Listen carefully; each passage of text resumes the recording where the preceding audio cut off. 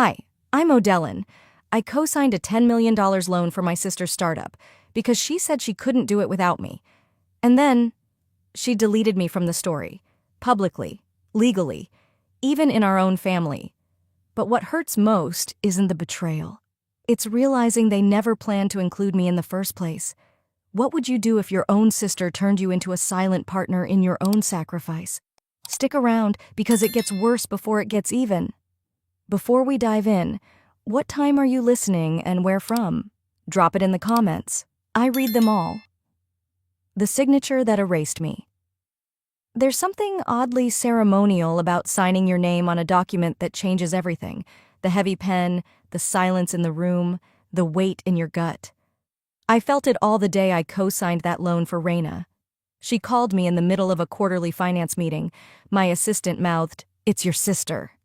And I excused myself from the glass-walled conference room with a polite nod.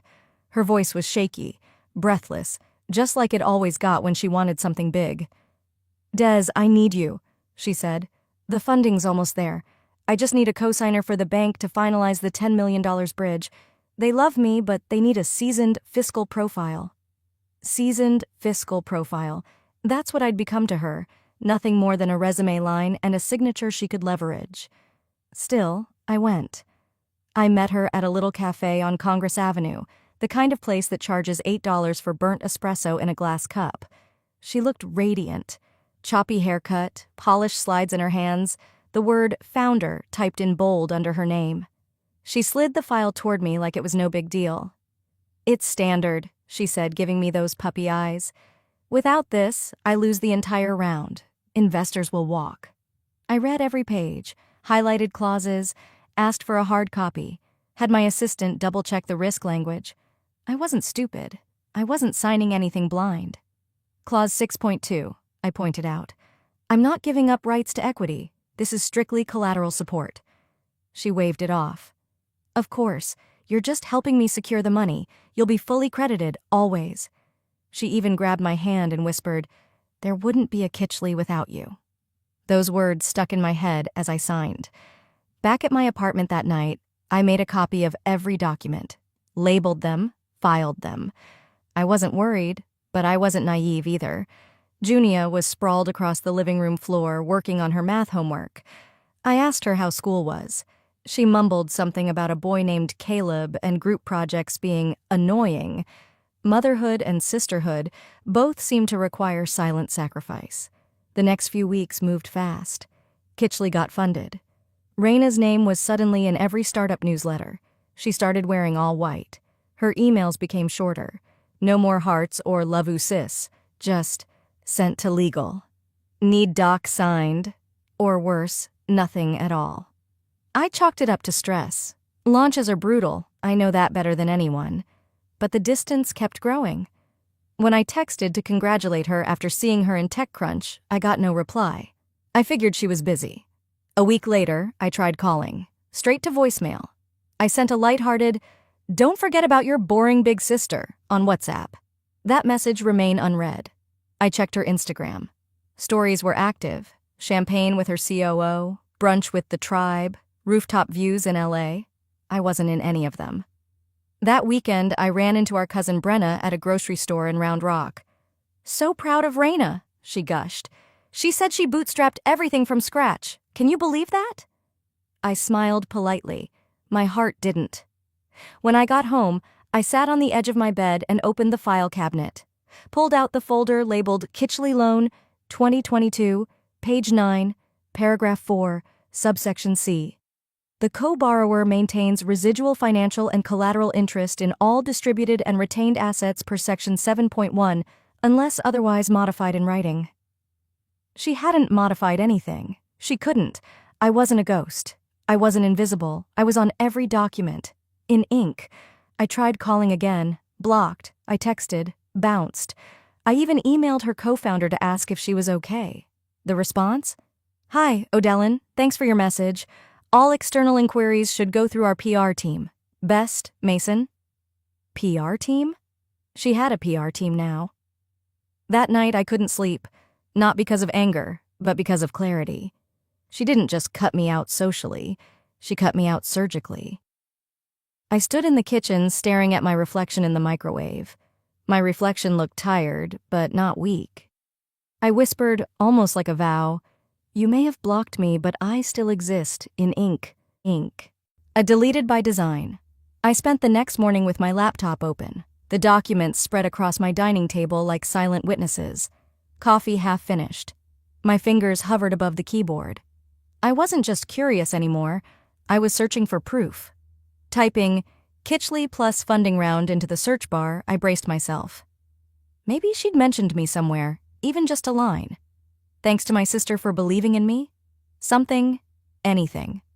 Instead, the first article was titled, Raina Kraft, the solo force behind Kitchley's $10 million breakthrough. Solo force. I clicked the link. My name wasn't there. I scrolled to the bottom. Nothing. I opened another tab, then another, and another.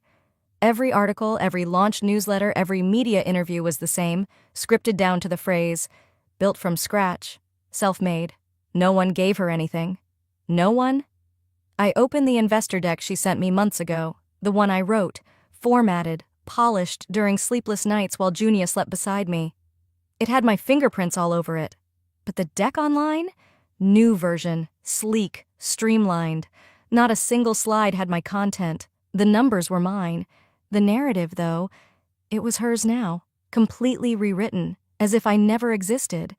Not a deletion by accident, a deletion by design. I closed my eyes. My head ached, but not from fatigue. This was betrayal pressed into a PowerPoint. Around noon, I forced myself out of the apartment. I had promised Junia we'd go to the family barbecue. A part of me hoped it'd feel normal. Laughing with cousins, grilling burgers. Just life. When we arrived, Mom was already telling a neighbor about Raina's new press photos. She's a natural, I swear. Look at her posture, like a Kennedy. I tried not to flinch. And can you believe she did it all alone? Not a penny from anyone. That girl built it from the ground up. From the ground up. As if I hadn't signed away a decade's worth of financial stability to get her started. I grabbed a soda and stood near the back fence, letting the spring air cool my face. But I couldn't escape it. She's the real brain of this family, my father added, passing behind me. Always had that flair. Then he turned, smiled gently at me, and said, "And you've always been the responsible one. The quiet one. The responsible one. The background character. I guess every family needs one." That night, back home, I helped Junia with a science project. Something about ecosystems and chain reactions. Fitting. One change leads to another. Remove one link, the whole thing collapses. As she packed up her glue sticks, she glanced up at me and asked, "Mom, why do people only see Aunt Raina on TV if you helped her?" That question didn't sting. It sliced. I didn't know how to explain betrayal to a 10-year-old, so I just said, "Sometimes people forget who helped them." She nodded like she understood, even if I knew she couldn't fully yet, but she would. One day. After she went to bed, I returned to my laptop, reopened the original Kitchley loan folder, clicked open the file, Kitchley_loan_2022_full signature.pdf, and I stared at my name, page after page, highlighted lines, initialed corners, proof. I whispered aloud just to hear it. "You deleted me from the story, Raina, but the story still has my signature." The contract. She hoped I'd never read the next morning. I skipped breakfast, pulled my hair into a bun, and opened the encrypted folder I'd labeled Kitchley Legal Overflow. It was tucked away on a separate drive, one I hadn't accessed since tax season. After spending the previous night rereading the loan agreement and staring at my name like it was a scar she tried to peel off, I knew I had to go deeper. Buried in a subfolder titled Follow-up Docs Post-Funding, I spotted a file I didn't recognize. Confirmation_of_co-financing_acknowledgement.pdf. I clicked it.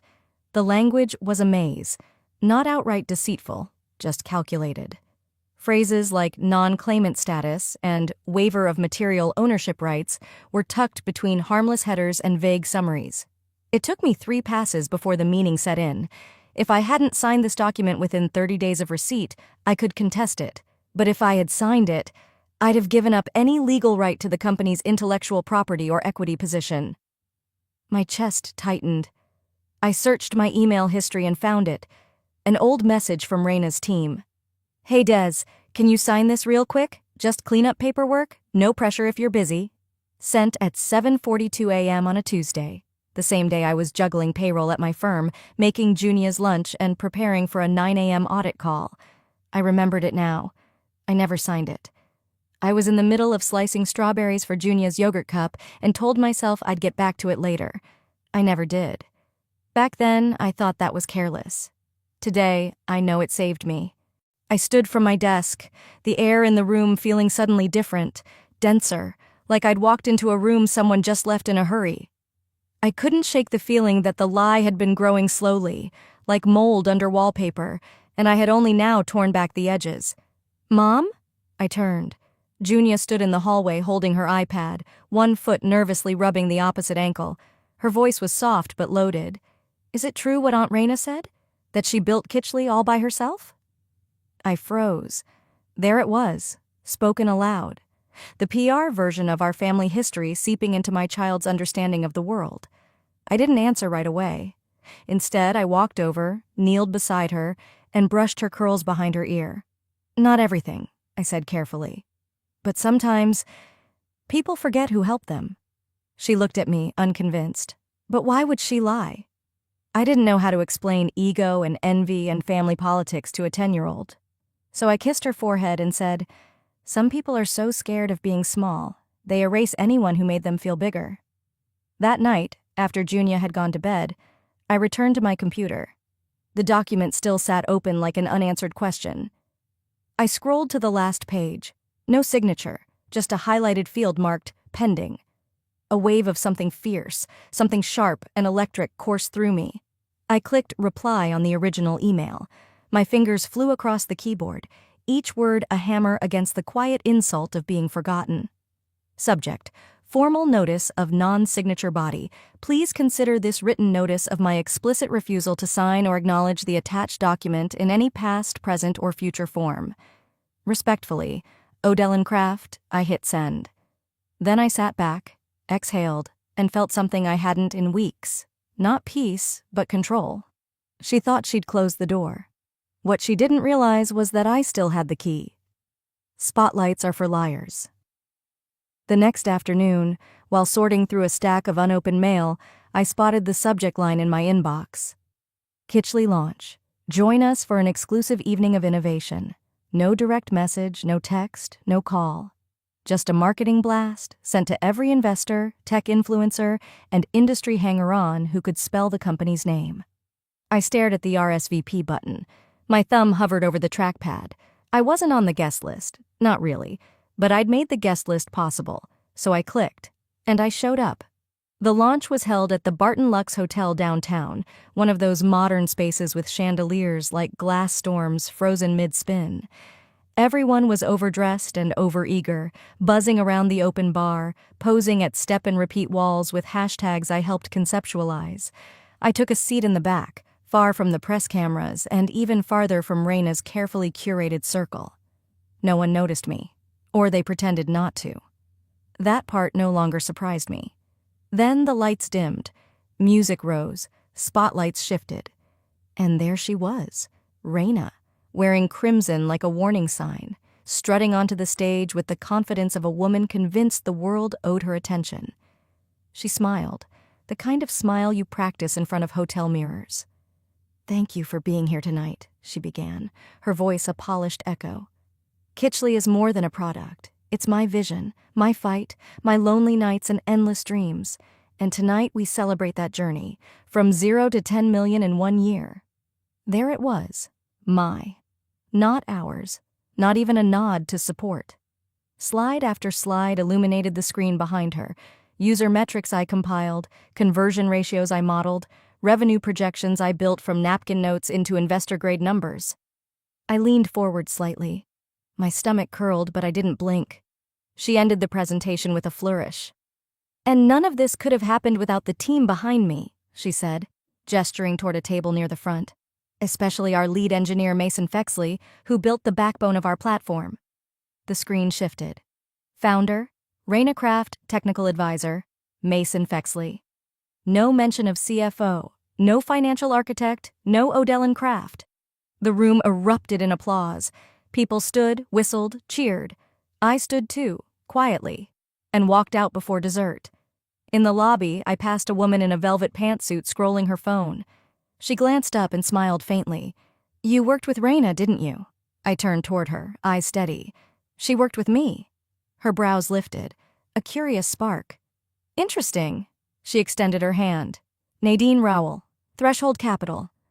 I shook it, firm. 1 week later, I got a call from an unfamiliar number. "Odell and Kraft?" "Yes." "This is Brenton over at Artemis Group. Just letting you know that our Angel Syndicate has withdrawn its bridge commitment to Kitchley, effective immediately. Some concerns about transparency and founding structure." I didn't say a word. He didn't expect me to. He just clicked off. That night, after Junia went to bed, I sat across from Judy in her office, a mug of mint tea in my hands and my laptop glowing in front of us. "I went," I told her. Judy looked over her glasses. "I assumed you would." She made it clear. The story's hers now. Judy sipped her tea. "Then we make room for a new story." I stared at the spreadsheet open on my screen, the same one Raina used in her deck. My name was gone from the title, but every cell still bore my logic, my framework. I closed the laptop and met Judy's eyes. "It's time I stopped being an observer. I'm in this now, all the way." Signatures and silhouettes. Judy didn't speak for nearly 2 minutes. That's how I knew something was wrong. She just stared at the screen, her fingers slowly sliding across the trackpad, backing up and reloading the same contract over and over again. We were at her office, 2 coffees deep and elbows brushing piles of marked-up files. The air smelled like old carpet and determination. I leaned over and asked, "What is it?" She tapped the screen twice. This clause wasn't here before. I squinted. It was the same document. At least, it looked like the same one Raina's team had sent 3 months ago. But the paragraph near the bottom had new phrasing. "Sole operational liability shall rest with the founding entity unless altered by mutual signature." "What does that mean?" I asked, though I already felt the weight of the answer creeping in. Judy's tone sharpened. "It means if anyone tries to call her legally accountable, she can now argue she's been structurally removed from financial liability, unless we can prove the clause was added after the fact." I felt my breath catch in my throat. Raina hadn't just lied. She'd changed the rules mid-game. Judy pulled out a printed copy of the original doc I'd saved the day I received it, one without that sneaky clause. "You never signed this one, right?" she asked. "No, I remember being in a rush that morning. I meant to review it that night, but..." I shook my head. She knew I wouldn't catch it. "She gambled on your trust," Judy said flatly. "And lost," I thought. Just then my phone buzzed. An email preview slid across the top of the screen. From Bryce Mendez. Subject, "I found it." I opened it immediately. Odell and I didn't know who else to tell, but something isn't right. I ran a routine compliance cross-check and noticed a wire transfer from the Series B escrow, $1.20 million, moved to a private trust in Belize. The account is in Raina's name. She used the Cayman link structure we'd only discussed as a future hedge, never approved. Bryce. I stared at the screen, my jaw locked. The numbers sat there like coiled wire. She hadn't just edited documents. She was siphoning money from the company we both built. Judy read over my shoulder and let out a quiet exhale. "This isn't civil anymore," she said. "This is criminal exposure." I turned toward her. "We write a letter, not to Raina, to the board, to the regulators if we have to." Judy nodded and began typing. The tone of our message wasn't hysterical or emotional. It was exact. It was structured. It carried weight.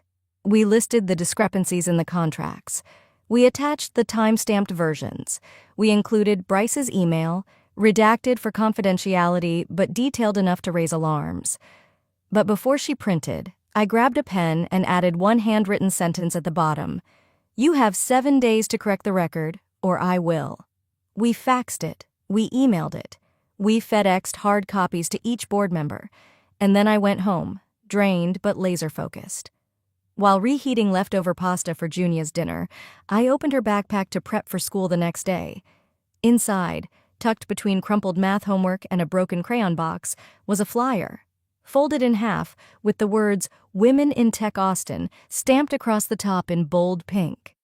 At the bottom, next to a smiling headshot of Raina in a blazer she once borrowed from me, was the caption, "Meet the trailblazing founder behind Kitchley." I let out a dry laugh. Not even rage this time, just the bitter amusement of watching someone write their own obituary and thinking it's a resume.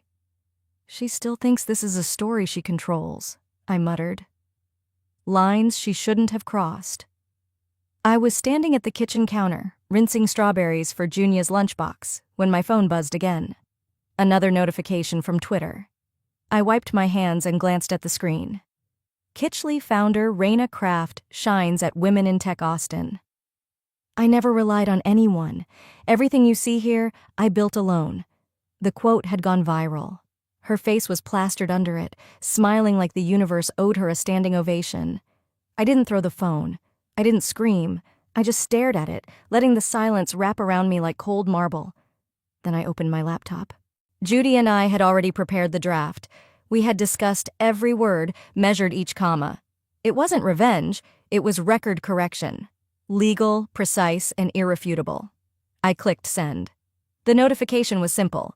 I was declaring my retained financial interest in Kitchley, asserting co-ownership of specific IP used during seed and Series A funding, and formally requesting the company pause any pre-IPO legal reviews until the matter was resolved.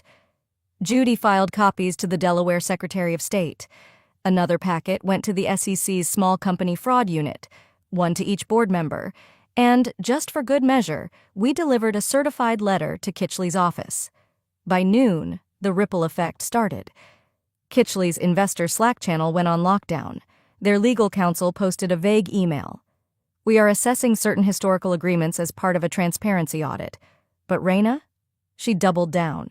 Her PR team issued a statement the same afternoon. "We categorically deny all claims. Our founder acted independently and transparently. Any assertion to the contrary is unsubstantiated and distracting." Distracting. That's what I'd become. Back home, I sat on my bed, legs folded under me, my laptop glowing. I opened a Dropbox folder I had quietly assembled over the last week. Inside were all the receipts Raina thought I wouldn't keep. The original pitch decks, metadata intact. Emails where she thanked me for structuring our series evaluation. Photos of the whiteboard we brainstormed on, with my handwriting still visible. The bank email confirming the day I co-signed the $10 million loan. I shared it privately with two journalists I knew from my early career at the hedge fund. Both now wrote freelance finance exposés for Bloomberg and Forbes. One replied within 10 minutes. "This is big. You sure you're ready for this to go public?" I typed slowly and with intention. "I'm beyond ready." The next morning, the headlines hadn't changed, but the comment sections had. Under every Kitchley tweet, the questions began appearing. Who is Odellen Kraft? Why is her name on your original Series A documents? Why did your founder say she built it alone? Within 48 hours, a Reddit thread was trending. The real architect behind Kitchley? Screenshots of my documents were being shared, analyzed, timestamped. Someone even noticed that the earliest Kitchley domain registrations were made using my old CFO firm's license. It wasn't a tidal wave, but it was a leak, one Raina couldn't plug. That night, as I was putting Junia to bed, I noticed my phone vibrating silently across the room. Blocked number. I almost let it go. But something in me needed to hear it. I answered. No voice. Just silence. Then a single line. "You should have stayed quiet. This won't end well for you." I didn't flinch. I didn't speak. I just let the silence settle between us and hung up. Then I walked to the kitchen, poured myself a glass of water, and stood by the window as the city lights flickered like static. "So this is how far she'll go," I whispered to no one. "Then so will I." Threats don't scare me. Receipts do the talking. I didn't sleep. I sat on the edge of my bed, long after Junia's nightlight had clicked off, phone still in my hand, staring at that text. "You should have stayed quiet. This won't end well for you." I forwarded the screenshot to Judy before the screen even dimmed. She responded in under 5 minutes. Call me first thing, and keep your doors locked. By the time I arrived at her office the next morning, she already had printed copies of the threat and was walking me through a process I never thought I'd need. Escalation protocol? This isn't just a family feud anymore, she said, glancing at me over her glasses. This is a corporate cover-up with a personal hit list. And that's when Bryce texted me again. Just 3 words. I'm being watched. Attached was a blurry photo. His front windshield, a dark SUV idling across the street. No license plate visible. Another message came through seconds later. Can't risk anything else. Docs are in a storage unit off 183. Locker 414. Code is your birthday. Take them. Use them. Judy exhaled hard. If he's scared enough to go dark, whatever's in that locker is serious. That afternoon, while Judy drafted protective motions and contacted a private investigator, I drove out to the industrial park near the highway. Concrete lots, rows of roll-up doors, and not a soul in sight. Locker 414 creaked open. Inside, tucked inside an old briefcase under a layer of blankets, were printed bank statements, wire receipts, screenshots of Raina's offshore activity, and one file with a damning subject line. Kitchley IP_amendments_final.docs. It wasn't just about money anymore. It was about a calculated erasure of my name, signed and countersigned by people who knew better. When I returned home, Judy called again. Her voice was tight. We just received a cease and desist from Raina's legal team, accusing us of defamation, false representation, and reputational harm. I snorted. That's the legal equivalent of a temper tantrum. She's throwing everything she has, Judy added, trying to bury you in noise. Let her try, I said. Receipts cut through static. We filed our response within hours, point by point, evidence-backed, no speculation, just facts. Judy also CC'd the startup's investors and board. I made sure the subject line read, "Retained claims and IP records, for your immediate review." That night, my inbox lit up again.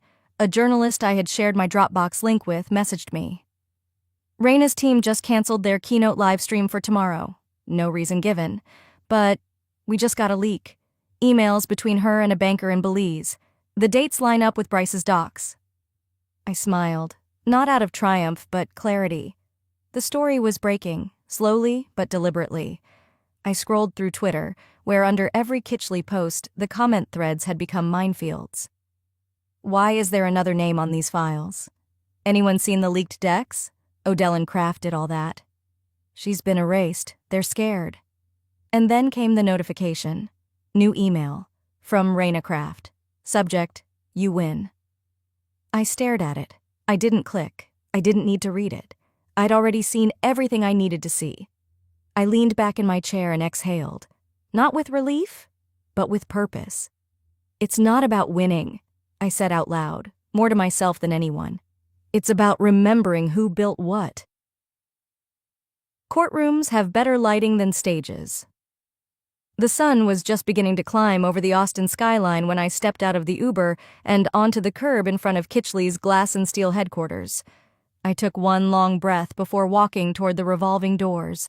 Judy was already there, standing beside a column in her gray suit, briefcase in hand. Her nod was short, her eyes unreadable.